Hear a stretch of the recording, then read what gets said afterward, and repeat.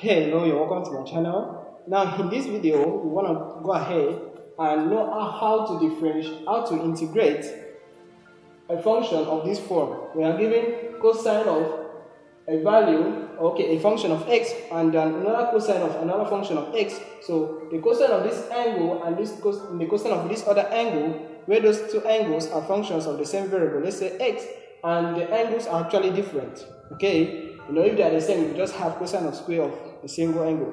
But since they are actually different, how can we integrate functions like this? Well, I'm going to introduce to you the identity that you know already. So I'm just going to do some computations, and we are going to get something of this form that we can integrate.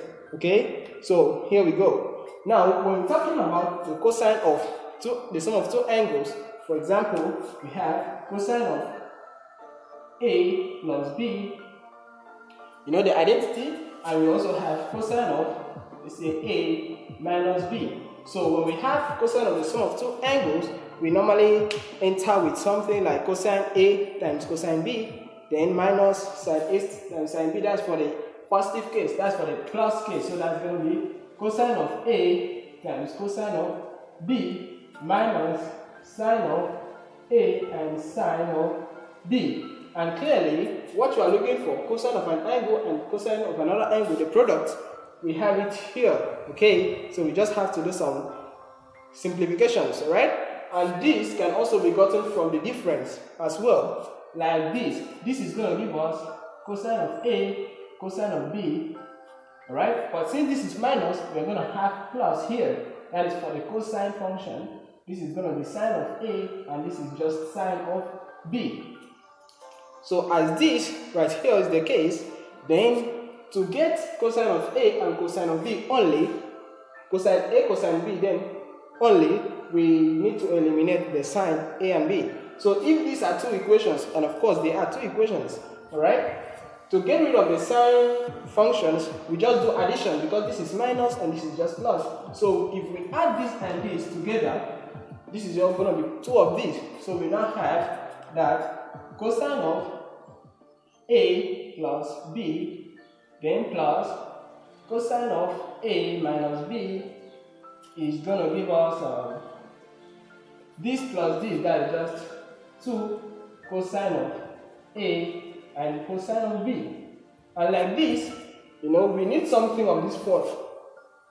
So we just need to take away the 2, okay, by doing division of both sides by 2. So if we divide both sides by 2, then this will cancel. So we just enter with that cosine of A and cosine of B is going to give us 1 over 2 of cosine of A plus B, then plus cosine of A minus B. And you know what? Like this, we can substitute this in place of this one, and we solve for the antiderivative of that function. Okay, so I'm going to give us a typical example and we'll quickly solve something like this using this trig solve. So I'm going to say, let's integrate cosine of 2x, then cosine of 3x, okay, the x. Right, it's a pretty simple example. So here, I'm going to see that we're having cosine of different angles, the product of cosine of different angles. So I'm just going to substitute this. I'm going to rewrite it as 1 over 2 of cosine of, here we're having A plus B, where A is the first and B is the second. So 2x plus 3x. Alright? Then we add it with plus, again, cosine of, in this time, we're going to take A minus B. So that is 2x minus 3x, that's just negative x. Taking 3 things from 2 is an insult.